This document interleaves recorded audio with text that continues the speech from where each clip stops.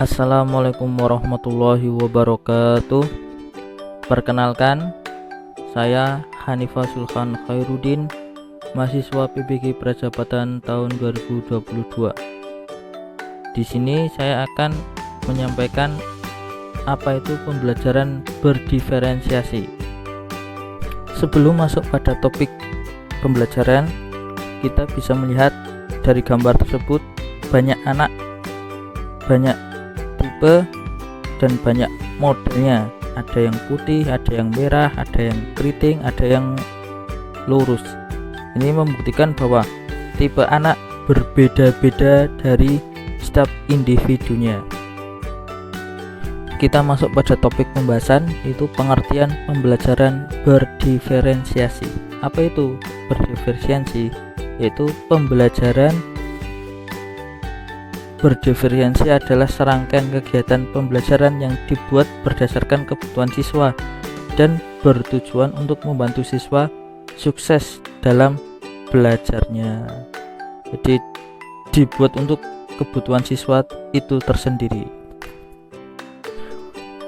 Sedangkan menurut Tomlinson tahun 2001, pembelajaran berdiferensiasi adalah usaha untuk menyesuaikan proses pembelajaran di kelas untuk memenuhi kebutuhan belajar peserta didik sebagai individu.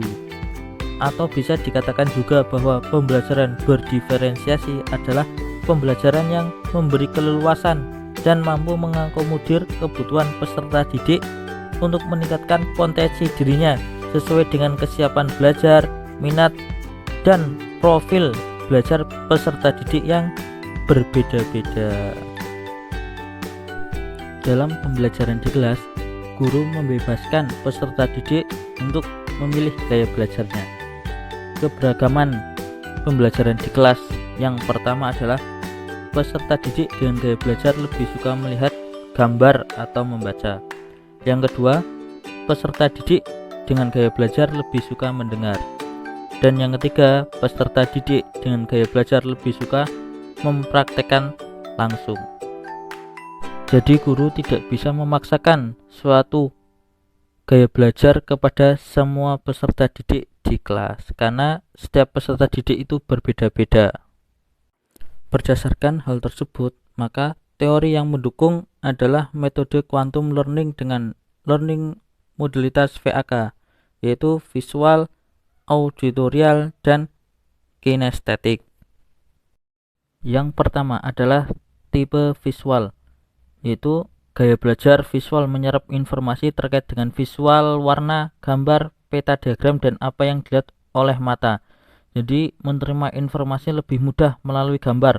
Otak kita memproses informasi visual dengan sangat efisien. Jauh lebih mudah untuk mengingat gambar yang jelas seperti foto daripada mengingat apa yang dikatakan atau ditulis oleh seseorang.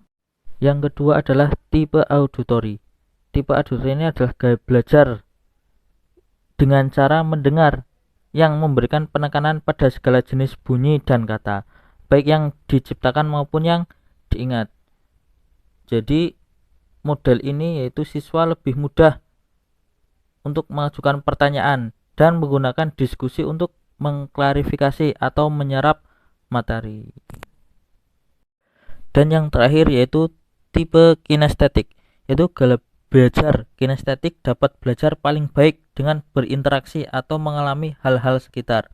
Melakukan sesuatu dengan fisik atau paling tepat digambarkan sebagai belajar sambil melakukan atau learning by doing, baik sebagai aktivitas langsung atau melalui pengalaman atau dengan bergerak sambil berpikir atau belajar. Kesimpulan, jadi setiap peserta didik memiliki karakteristik yang berbeda-beda. Jadi tidak bisa disamakan satu dengan yang lainnya. Jadi guru pun harus bisa tahu mana yang tipe auditory, mana tipe visual, mana tipe kinestetik. Oleh karena itu, mereka memiliki kebutuhan yang berbeda-beda pula, tidak bisa disamakan satu dengan yang lainnya agar tujuan capaian pembelajaran itu bisa tercapai dengan maksimal. Terima kasih bagi yang sudah menonton.